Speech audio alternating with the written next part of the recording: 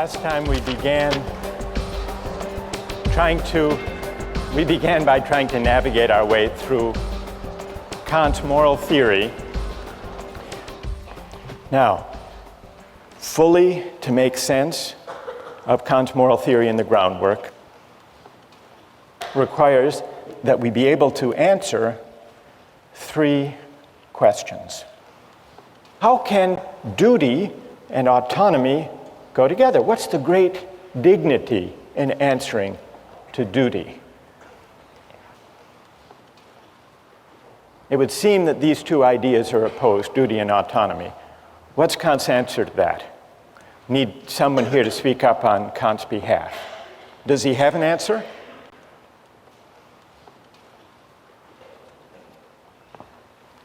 Yes, go ahead, stand up. Kant believes that you only act autonomously when you are pursuing something only in the name of duty and not because of your own circumstances, such as, like, you're only doing something good and moral if you're doing it because of duty and not because of something of your own personal gain. Now, why is that acting, what's your name? Mine is Matt. Matt, why is that acting out of freedom? I hear what you're saying about duty. You choose to accept those moral laws in yourself, and they're not brought on from outside onto you. Okay, good. Because acting out of duty is following a moral law that you impose on yourself. That you impose on yourself. That's what makes duty compatible with freedom. Yeah. Okay, that's good, Matt. That is Kant's answer. That's great. Thank you.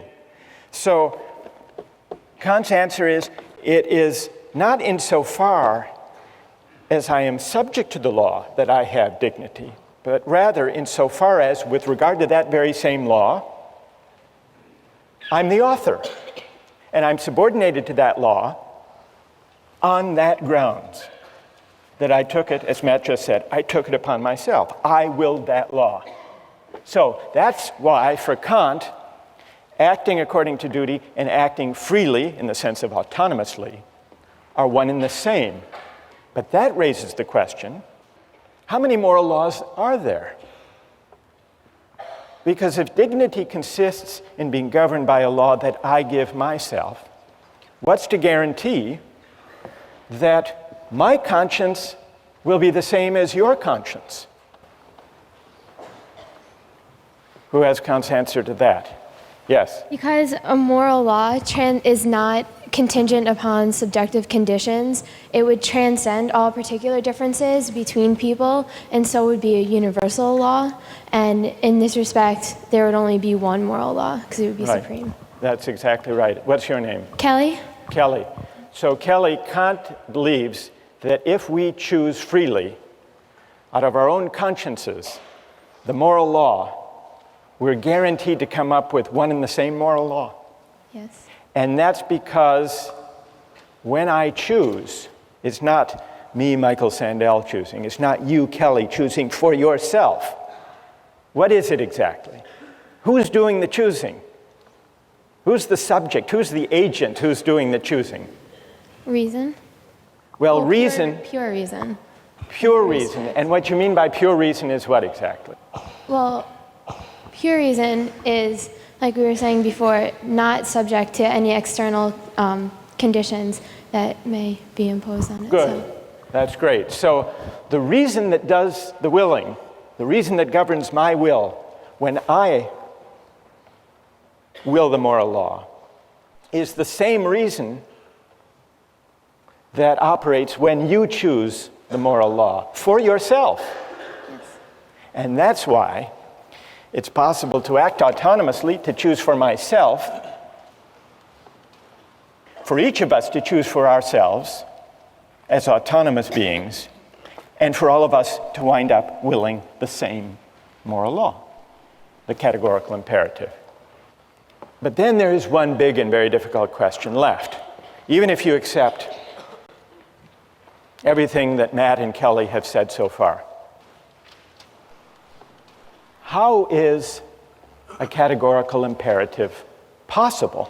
How is morality possible? To answer that question, Kant says we need to make a distinction. We need to make a distinction between two standpoints from which we can make sense of our experience. Let me try to explain what he means by these two standpoints. As an object of experience, I belong to the sensible world. There, my actions are determined by the laws of nature and by the regularities of cause and effect.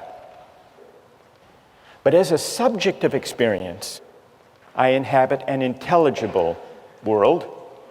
Here, being independent of the laws of nature, I am capable of autonomy, capable of acting according to a law I give myself. Now, Kant says that only from this second standpoint can I regard myself as free. For to be independent of determination by causes in the sensible world is to be free.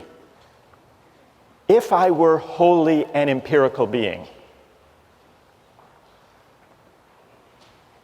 as the utilitarians assume, if I were a being wholly and only subject to the deliverances of my senses, to pain and pleasure and hunger and thirst and appetite, if that's all there were to humanity, we wouldn't be capable of freedom, Kant reasons. Because in that case, every exercise of will would be conditioned by the desire for some object. In that case, all choice would be heteronymous choice, governed by the pursuit of some external end. When we think of ourselves as free, Kant writes, we transfer ourselves into the intelligible world as members and recognize the autonomy of the will. That's the idea of the two standpoints. So, how are categorical imperatives possible? Only because the idea of freedom makes me a member of an intelligible world. Now, Kant admits we aren't only rational beings. We don't only inhabit the intelligible world, the realm of freedom. If we did, then all of our actions would invariably accord with the autonomy of the will. But precisely because we inhabit simultaneously the two standpoints, the two realms, the realm of freedom and the realm of necessity, precisely because we inhabit both realms, there is always potentially a gap between what we do and what we ought to do, between is and ought. Another way of putting this point, and this is the point with which Kant concludes the groundwork, morality is not empirical. Whatever you see in the world, whatever you discover through science, can't decide moral questions. Morality stands at a certain distance from the world, from the empirical world. And that's why no science could deliver moral truth.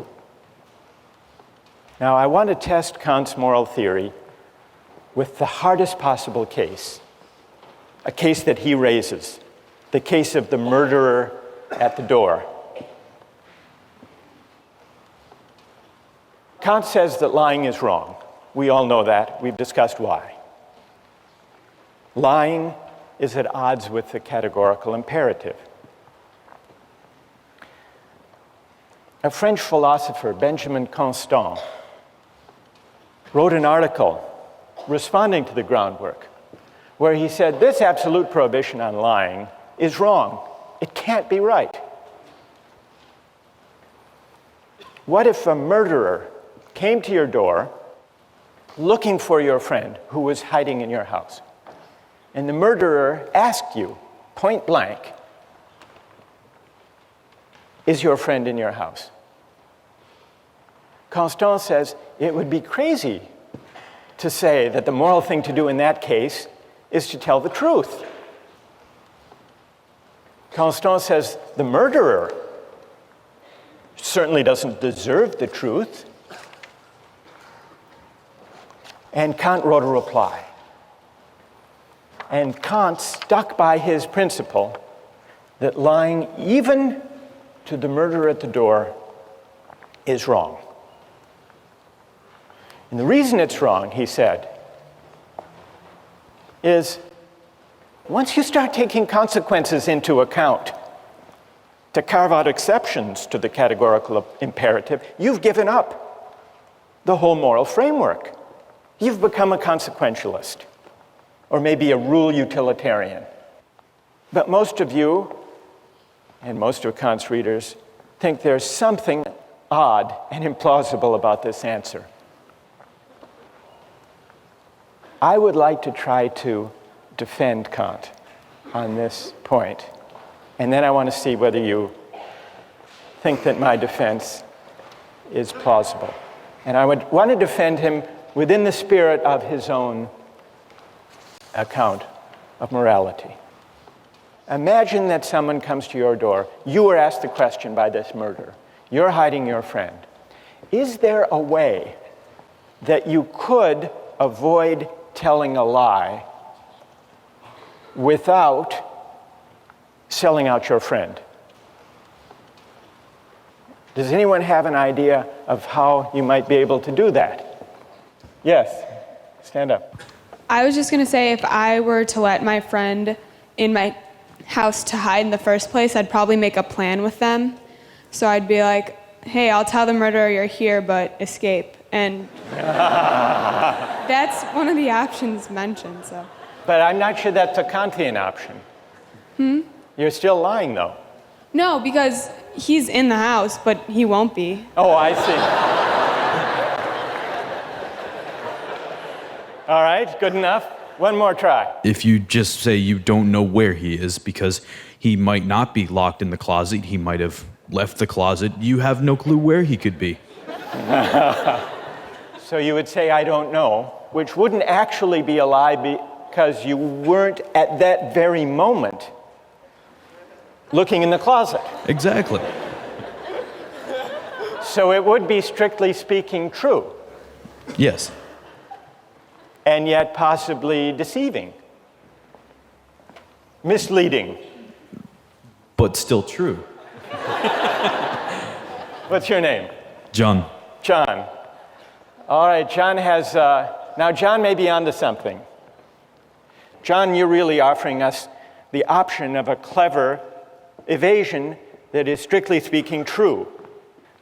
This raises the question whether there is a moral difference between an outright lie and a misleading truth. From Kant's point of view, there actually is a world of difference between a lie and a misleading truth. Why is that? Even though both might have the same consequences. But then remember, Kant doesn't base morality on consequences. He bases it on formal adherence to the moral law. Now, sometimes in ordinary life, we make exceptions for the general rule against lying with a white lie. What is a white lie? It's a lie to avoid hurting someone's feelings, for example. It's a lie that we think of as justified by the consequences. Now, Kant could not endorse a white lie, but perhaps he could endorse a misleading truth. Suppose someone gives you a tie as a gift, and you open the box, and it's just awful. What do you say? Thank you. Thank you? You could say thank you, but they're waiting to see what you think of it. Or they ask you, what do you think of it? You could tell a white lie and say, it's beautiful. But that wouldn't be permissible from Kant's point of view. Could you say, not a white lie, but a misleading truth? You open the box and you say, I've never seen a tie like that before. Thank you. You shouldn't have. That's good.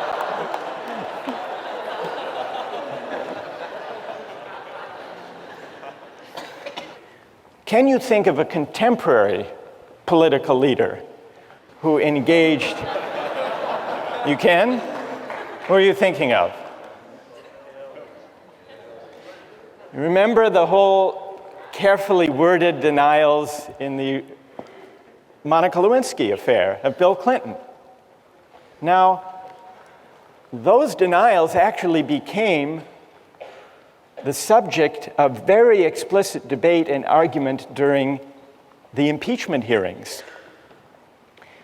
Take a look at the following excerpts from Bill Clinton. Is there something, do you think, morally at stake in the distinction between a lie and a misleading, carefully couched truth? I want to say one thing to the American people. I want you to listen to me. I'm going to say this again. I did not have sexual relations with that woman, Miss Lewinsky. I never told anybody to lie, not a single time, never. These allegations are false. Did he lie to the American people when he said, I never had sex with that woman? You know, he doesn't believe he did, and because of the... Let me explain, may I explain, Congressman? What he said was to the American people that he did not have sexual relations. And I understand you're not going to like this, Congressman, because you will see it as a hair-splitting, evasive answer. But in his own mind, his definition was not... Okay, I understand that argument. Okay. All right. So there you have the exchange. Now, at the time, you may have thought this was just a legalistic, hair-splitting exchange between a Republican who wanted to impeach Clinton and the lawyer who was trying to defend him. But now, in the light of Kant, do you think there is something morally at stake in the distinction between a lie and an evasion, a true but misleading statement?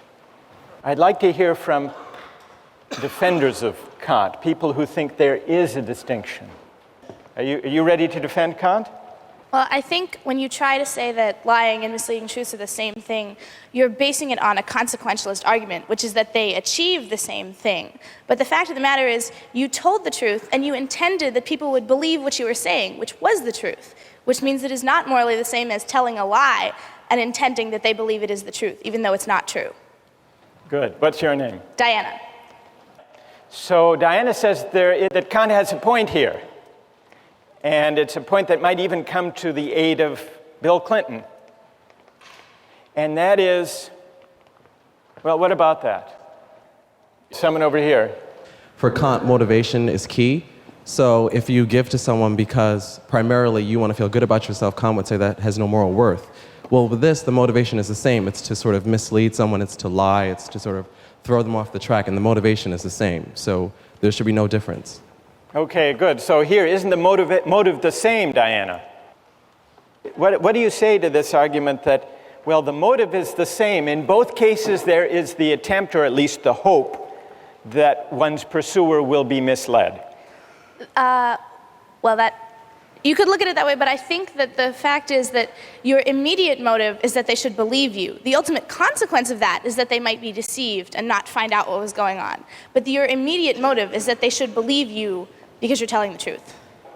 May I help a little? Sure. You and Kant. Why don't you say, and what's your name? I'm sorry. What? Why don't you say to Wesley, it's not exactly the case that the motive in both cases is to mislead.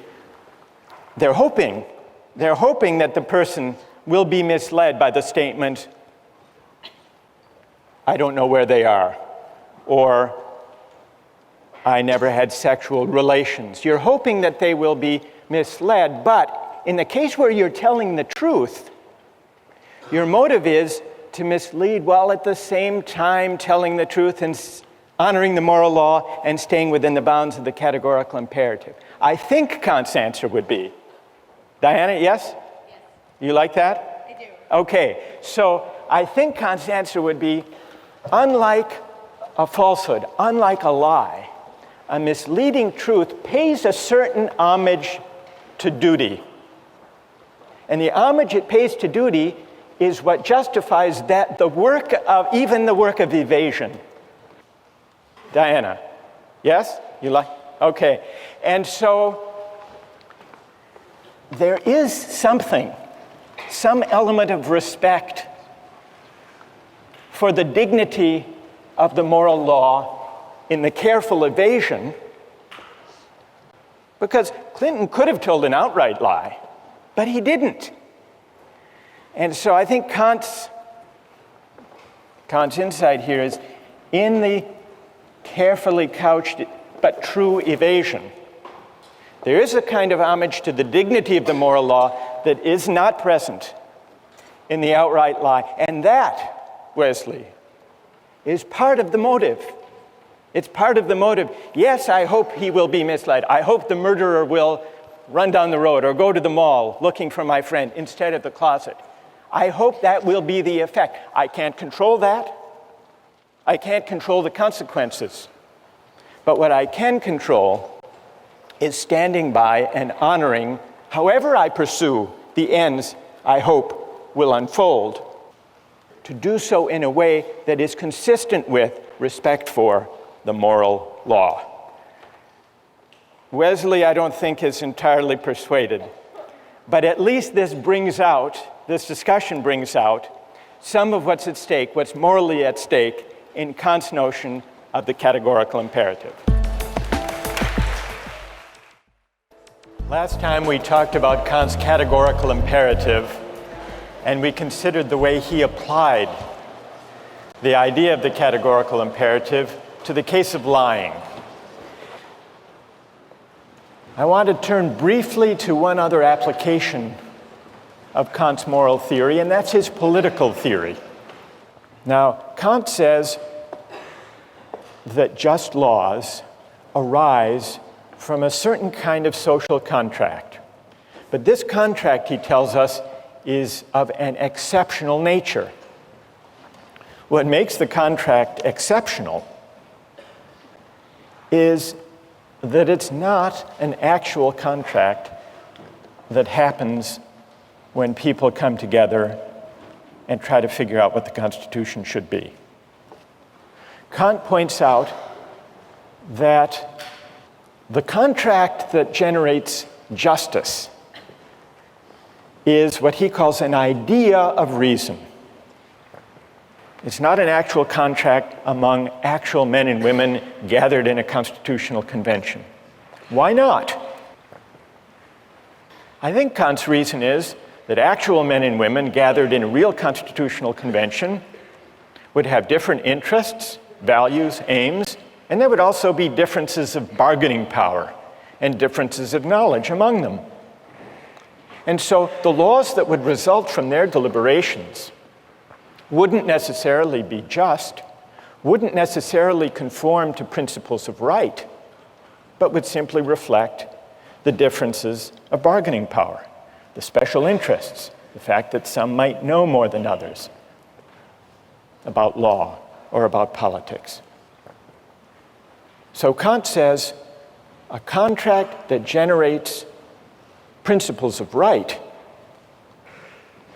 is merely an idea of reason, but it has undoubted practical reality because it can oblige every legislator to frame his laws in such a way that they could have been produced by the united will of the whole nation. So Kant is a contractarian, but he doesn't trace the origin or the rightness of law to any actual social contract. This gives rise to an obvious question. What is the moral force of a hypothetical contract, a contract that never happened? That's the question we take up today.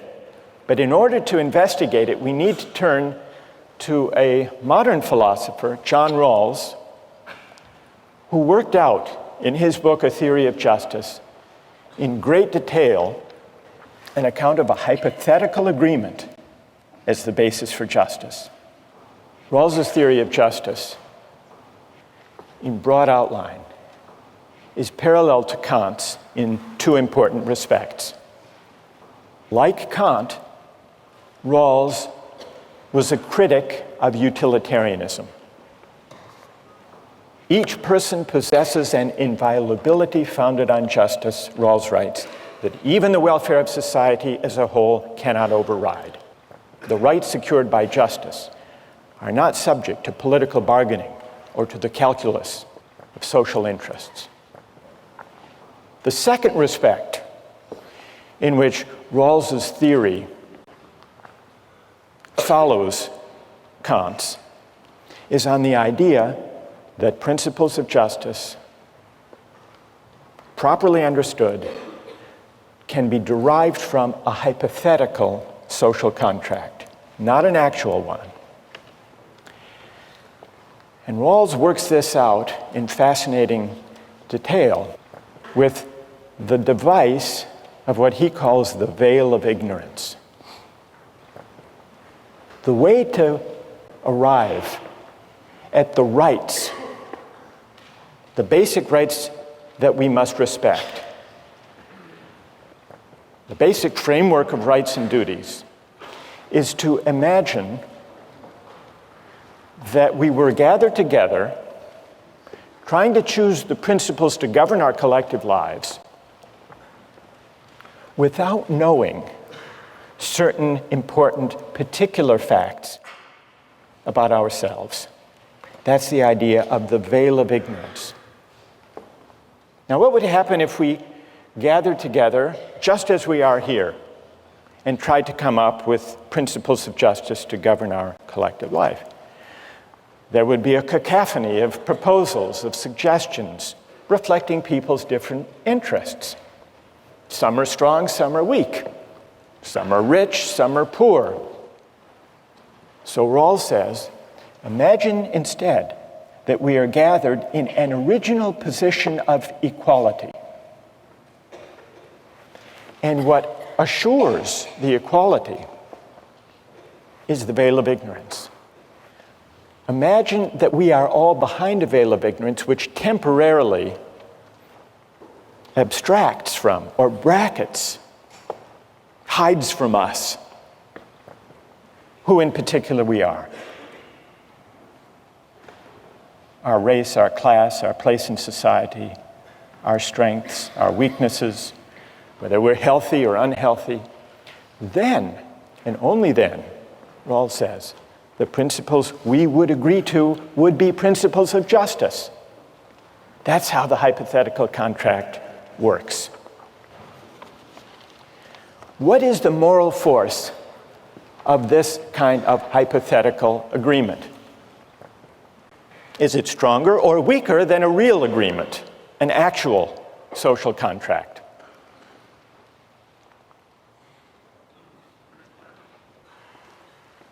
In order to answer that question, we have to look hard at the moral force of actual contracts. There are really two questions here. One of them is, how do actual contracts bind me or obligate me?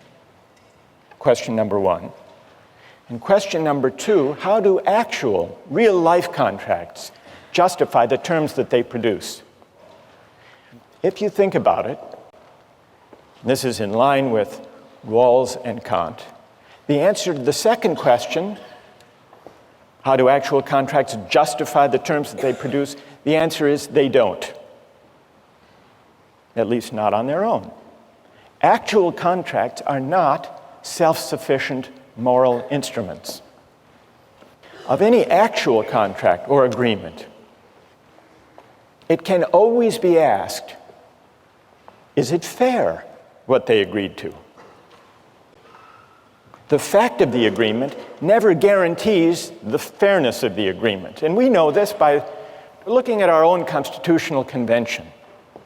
It produced a constitution that permitted slavery to persist.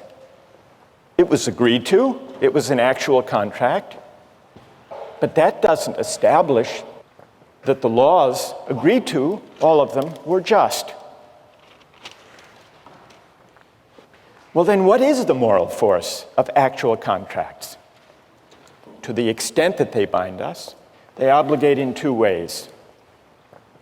Suppose, maybe here it would help to take an example.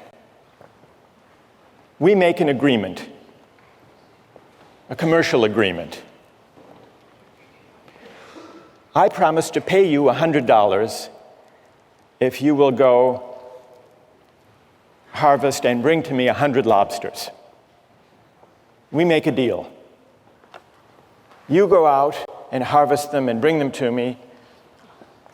I eat the lobsters, serve them to my friends, and then I don't pay. And you say, but you're obligated. And I say, why? What do you say? Well, we had a deal.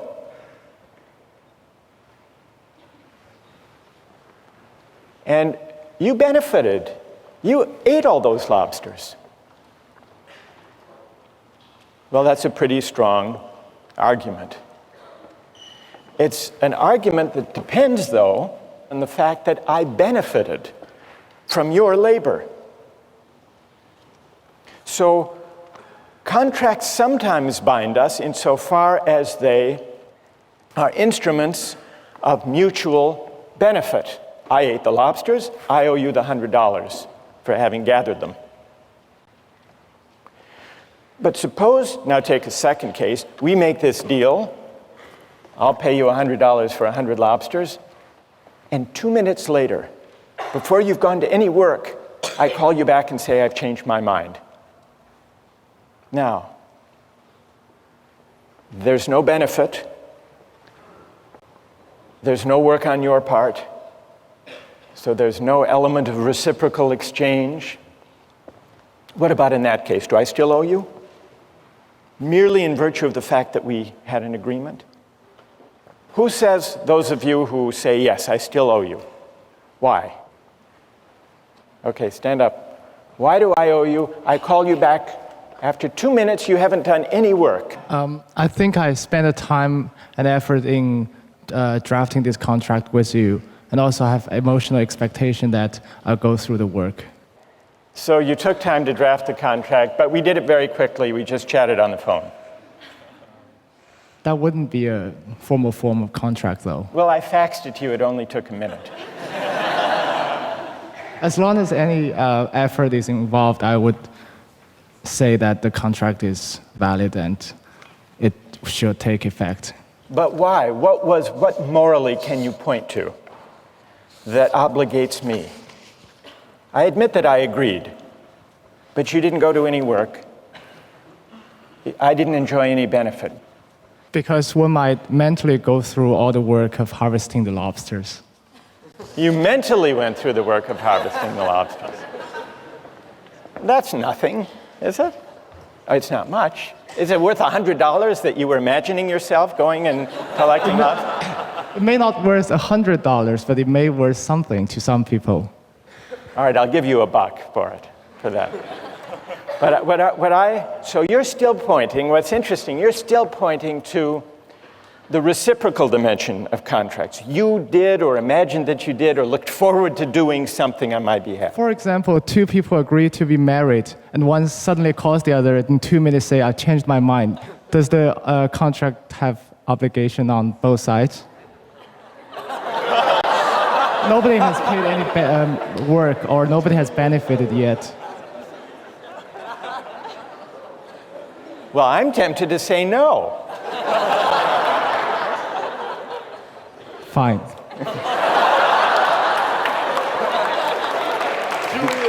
All right. What's your name? Julian. Thank you, Julian. All right. That was good. Now, is there anyone who agrees with Julian that I still owe the money? For any other reason now, go ahead, stand up. I think if you back out, it sort of cheapens the institution of contracts. Good, but why? Why does it? Well, I think this is kind of Kantian, but there's a certain intrinsic value in being able to make contracts and having, knowing that people will expect that you'll go through with that. Good. It would cheapen the whole idea of contracts, which has to do with taking an obligation on myself. Is that the idea? Yeah, I think so. What's your name? Adam. So Adam points instead not to any reciprocal benefit or mutual exchange, but to the mere fact of the agreement itself. We see here there are really two different ways in which actual contracts generate obligations. One has to do with the act of consent as a voluntary act. And it points, Adam said this was a Kantian idea, and I think he's right, because it points to the ideal of autonomy. When I make a contract, the obligation is one that is self-imposed. And that carries a certain moral weight, independent of other considerations. And then there's a second element of the moral force of contract arguments, which has to do with the sense in which actual contracts are instruments of mutual benefit, and this points toward the ideal of reciprocity. That obligation can arise, I can have an obligation to you, insofar as you do something for me. Now, we're investigating the moral force and also the moral limits of actual contracts. And here I would like to advance an argument about the moral limits of actual contracts. Now that we know what moral ingredients do the work when people come together and say, I will do this if you do that. I would like to argue first that the fact that two people agree to some exchange does not mean that the terms of their agreement are fair. When my two sons were young, they collected baseball cards and traded them. And there is a 2-year age difference between them, and so I had to institute a rule about the trades that no trade was complete until I had approved it. And the reason is obvious. The older one knew more about the value of these cards, and so would take advantage of the younger one. So that's why I had to review it to make sure that the agreements were fair. Now you may say, well, this is paternalism. Of course it was. That's what paternalism is for, that kind of thing. So what does this show? What does the baseball card example show? The fact of an agreement is not sufficient to establish the fairness of the terms. I read some years ago of a case in Chicago. There was an elderly widow, an 84-year-old widow named Rose, who had a problem in her apartment with a leaky toilet. And she signed a contract with an unscrupulous contractor who offered to repair her leaky toilet in exchange for $50,000. But she had agreed. She was of sound mind, maybe terribly naive and unfamiliar with the price of plumbing. She had made this agreement.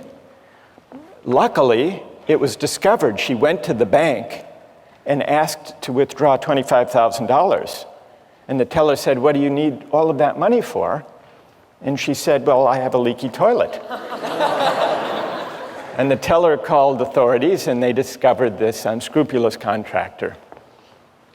Now, I suspect that even the most ardent contractarians in the room will agree that the fact of this woman's agreement is not a sufficient condition of the agreement being fair.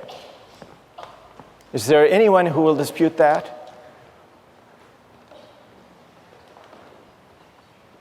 No one. Am I missing anyone? Alex, where are you? Where are you? So maybe there's no dispute then to my first claim that an actual agreement is not necessary to is not a sufficient condition of there being an obligation. I want to now make a stronger, maybe more controversial claim about the moral limits of actual contracts, that a contract or an act of consent is not only not sufficient, but it's not even a necessary condition of there being an obligation. And the idea here is that if there is reciprocity, if there is an exchange, then a receipt of benefits, there can be an obligation even without an act of consent. One great example of this involves the 18th century philosopher, the Scottish moral philosopher David Hume.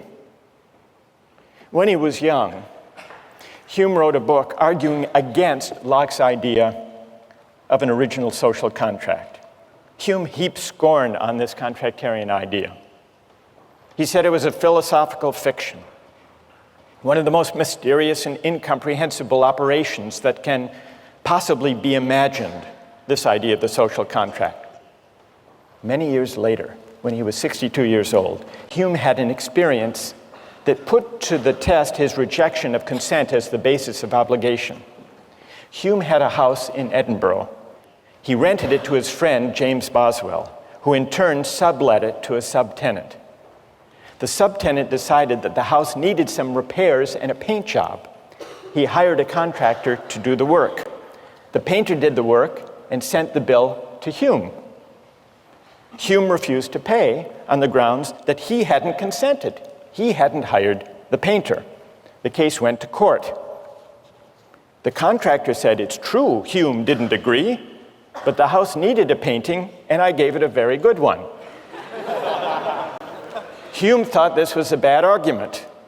The only argument this painter makes is that the work was necessary to be done, but this is no good answer because by the same rule, this painter may go through every house in Edinburgh and do what he thinks proper to be done without the landlord's consent and give the same reason, that the work was necessary and that the house was the better for it.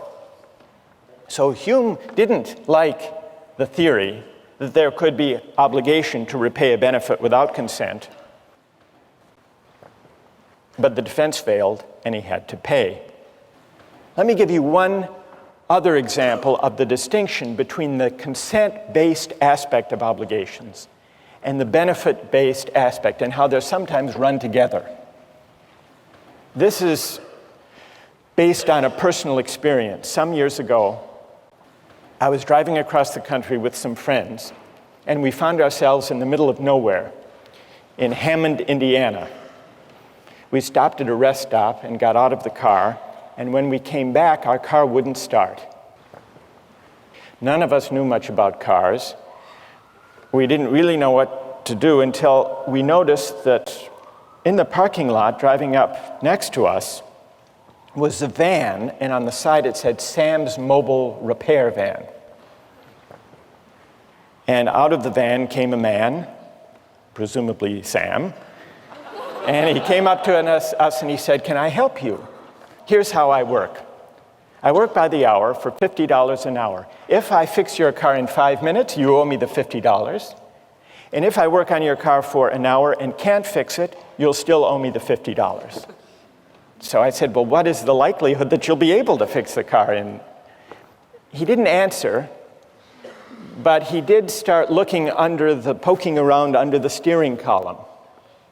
Short time passed. He emerged from under the steering column and said, "There's nothing wrong with the ignition system, but you still have 45 minutes left. Should I look under the hood?"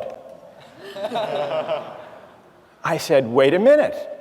I haven't hired you. We haven't made any agreement." And then he became very angry, And he said, "Do you mean to say that if I had fixed your car while I was working under the steering column, that you wouldn't have paid me?" And I said, "That's a different question."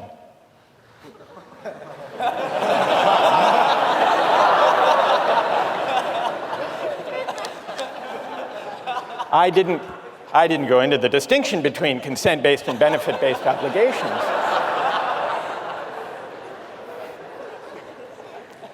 But I think he had the intuition that if he had fixed it while he was poking around, that I would have owed him the $50.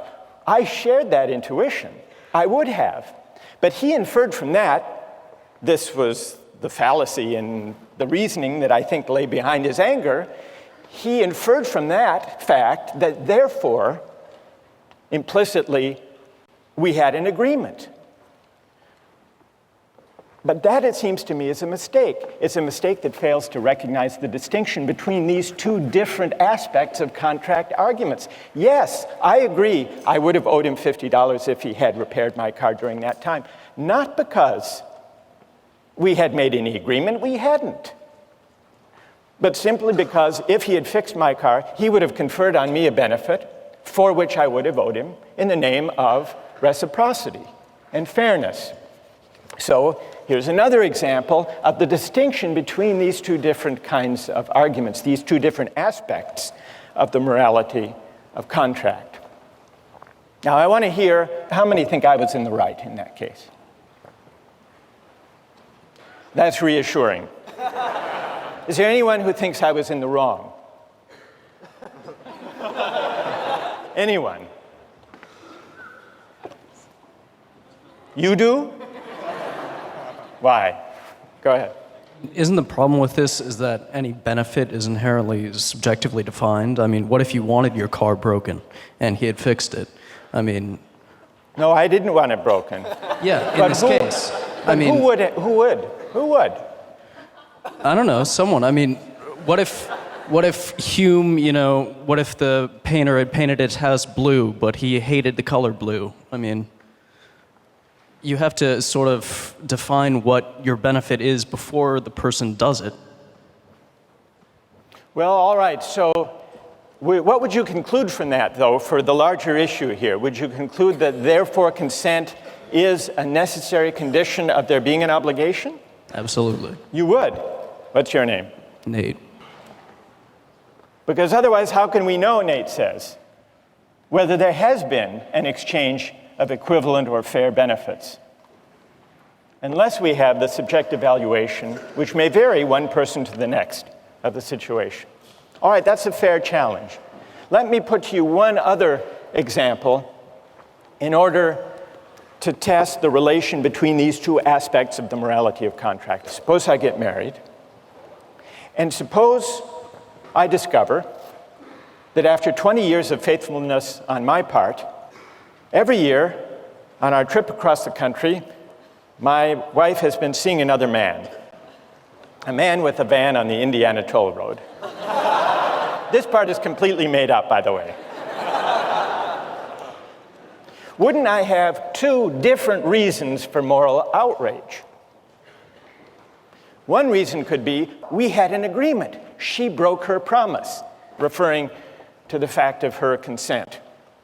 But I would also have a second ground for moral outrage, having nothing to do with the contract as such. But I've been so faithful for my part. Surely I deserve better than this. Is this what I'm due in return? And so on. So that would point to the element of reciprocity. Each reason has an independent moral force. That's the general point. And you can see this if you imagine a slight variation on the marriage case. Suppose we hadn't been married for 20 years. Suppose we were just married and that the betrayal occurred on the way to our honeymoon in Hammond, Indiana. After the contract has been made, but before there is any history of performance on my part. Performance of the contract, I mean.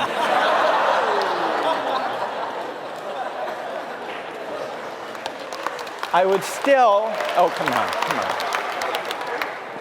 I would still with Julian, I'd be able to say, but you promised. You promised. That would isolate the pure element of consent, right? Where there were no benefit, never mind. You get the idea.